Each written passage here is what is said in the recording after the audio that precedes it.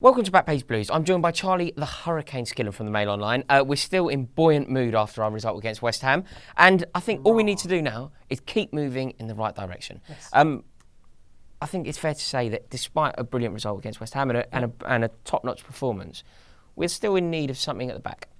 Yeah, look, there's no secret. Every single comment I get on Twitter is announce defenders or when are we getting defenders or whatever. So look, Chelsea's absolute number one target right now is Koulibaly. Can you see it happening? Yeah, I can big time actually. Got to get our skates on. You say that, there's still, look, I would prefer all the business to be done in June, everyone have a full pre-season, and that's what Man United seem to have done by Pogba, but unfortunately it's not really worked out that way and it very rarely does. Now the Koulibaly deal has got all sorts of little threads to it. Napoli are getting really frustrating with the fee. Chelsea are getting really frustrated with Napoli. Napoli want about 48 million, 50 million. It's absolutely nuts money. It's nuts money. But, it's the going rate, isn't it? It's the going rate. Now, Chelsea are getting so frustrated with this kind of haggling and bartering. They're kind of looking at other targets. Okay. Now, one that we have heard is Nikola Maksimovic, who plays for Torino. Now, interestingly enough, it's the exact same player that Napoli are looking to replace Koulibaly. Oh, I see. So I think Chelsea are playing a little bit of a game of cat and mouse, going like, well, look, we'll just get him then. Yeah. Now, it's quite a good move because you forced Napoli's hand. Yeah. Which is a good thing to do. I think that's the case, but also Maksimovic has now gone on strike. To force through a move? Yeah, to force through a move to either Napoli or Chelsea. Right. He has not turned up to Torino training. He's gone back to Serbia. I don't like the sound of that. He's gone back to Serbia, where he's from. He's 24. Okay. And that is a situation that's going to have to be resolved. Do you think Napoli's position here, do you think Napoli would prefer us to buy Maksimovic and therefore they keep their man, or do you think they want us to buy their man and make a fortune? I think they know that Koulibaly is desperate to leave Napoli. He's absolutely desperate to leave Napoli. In fact, he's probably ready to do what Maksimovic is doing now. Right. He's handing in transfer requests. He's doing all the rest of it. So I think the situation will resolve itself. I think Napoli will buy Maksimovic. I think Chelsea will buy Koulibaly. I just think we'll probably be here next week talking about the same sort of tedious situation, unfortunately. Okay. But yeah, it's a situation that's ongoing. Anyone who's really, really worried about Chelsea not signing a defender, I don't think we're going to be in that position. Okay. I'll tell you what I am worried about. Go on. After the performance of the back line the other night, I can see that we need reinforcements, but I'm very, very worried about Cesc Fabregas and the situation there. Yeah, look, it's a natural question to ask because every single person, when they saw the lineup against West Ham, what the hell, where's Fabregas? It was glaring, wasn't it? It was Oscar. Sort of did a double take. You refresh the page. Yeah. Oscar, Kante, Matic, and that is the question to ask. But I still think that Fabregas will stay at Chelsea. Conte spoke about this after the game. Obviously, he was asked about it, and he said, "Look, Fabregas is a Chelsea player. He's a fantastic player with fantastic qualities. I know that's the kind of lip service we always get. It's the kind of lip service Mourinho pays Juan Mata. But yes, but in terms of, I always think you've got to keep as many players as possible who offer something unique. Fabregas is one of the best passers in the league, definitely. And I just don't see that if Fabregas leaves, that Chelsea have enough cover in that area. No, however, I worry that Fabregas doesn't see his future. He's coming into the peak of his career. Yeah. He won't see his future being on Chelsea's bench. No, he won't. Playing against Oxford. No. He's not going to do that, is he? No. Does Fabregas now play second string to Oscar in our current setup? That's the question, isn't it? Because if the answer to that is yes, then Fabregas' future seems to lie elsewhere. You'd have to say yes, but barring on the evidence we've seen, which is only one match, we could be here this time next week and be talking about 2 Fabregas goals in the Watford game. Yes. So you don't know. But I think that the stories we've heard coming out of Europe, Italian papers are on about Chelsea offering him to Juventus and Napoli and Inter Milan. The Spanish press are I saw something about Real Madrid. Yeah, the Spanish press are asking about Fabregas' agent touting him to Real Madrid. See, Real Madrid's an interesting one, isn't it? Because there's only ever going to be a market for a player who is marketable. And Real Madrid, the current European Cup holders, they've got Zinedine Zidane in charge. At their disposal in midfield, they've got Luka Modric, who I rate very highly and I know you love. Best midfielder in the world. Tony Kroos, who you could easily make that case for. Excellent, yeah. Says Fabregas, as much as I love him, he doesn't get in that team, does he? Well, So that's what it sounds like a non-starter. If he doesn't get in Chelsea's team, he certainly doesn't get in Real Madrid's, does he?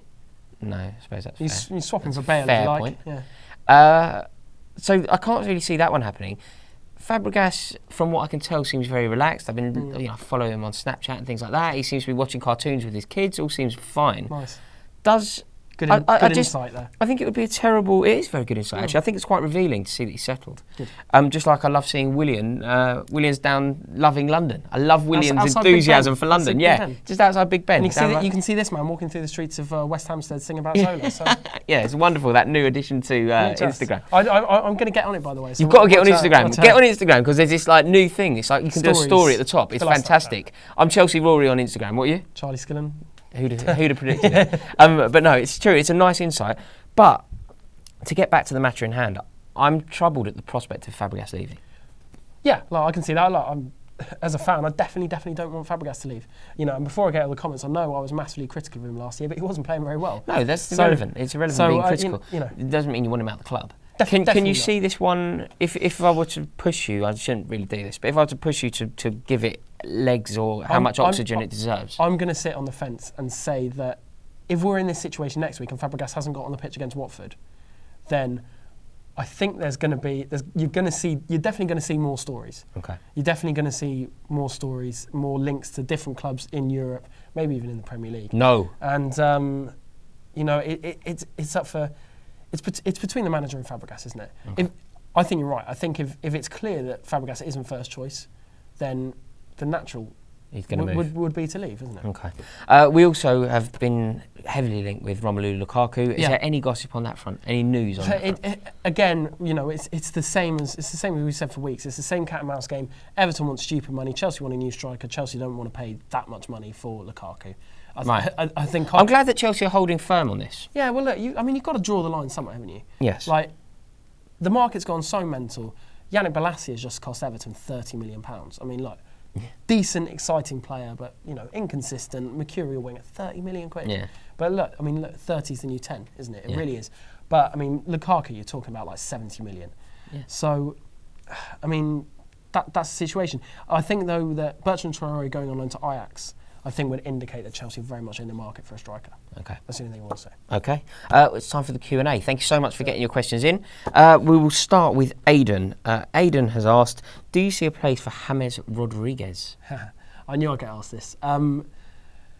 Every front page of every Spanish paper today was all about Rodriguez leaving Real Madrid. Now, that's been on the cards for a while. He hasn't got a look in under Zidane.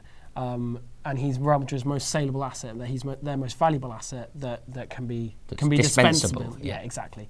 So he's going to be 70, 60 million, something like that.